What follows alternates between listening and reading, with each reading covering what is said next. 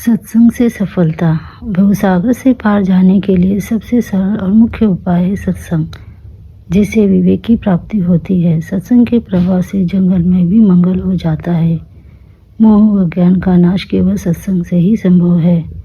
जिसने संगत के गंगा जल में स्नान कर लिया, उसे सभी तीर्थ स्थानों का महान फल प्राप्त हो गया। महान से महान तपस्वी संगत के आगे नतमस्तक हो जाते हैं। यज्ञ, तप, जप, हवन आदि सत्संग की बराबरी नहीं कर सकता।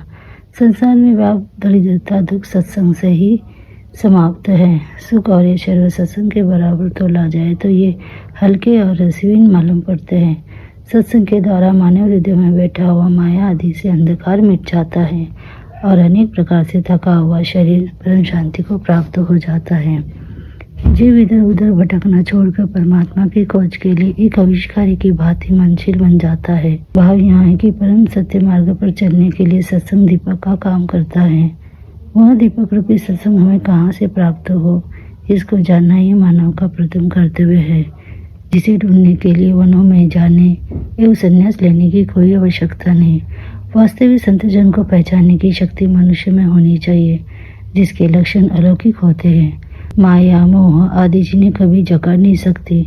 जो संत चेतन स्वरूप मनुष्य जीव को प्राप्त हुए, जीव को सत्यता से आनंदित प्राप्ति कराने के लिए परम उपयोगी सिद्ध होते हैं। जिस प्रकार रात्रि के अंधकार को हरता हुआ चांद दिन भर के थके हुए प्राणी को शीतलता प्रदान करता है और अपने प्रकाश द्वारा सभी को सुख पहुँचाता है, इसी प्रकार संसार में संतों का उदय होता है, जो हमेशा मनुष्य समाज को अपने सद्गुणों व विवेकों से सुख पहुँचाता है, परम शांति दिलाता है, जिसका साथ एक क्षण करने से कई कष्ट विवाद मिट जाते हैं।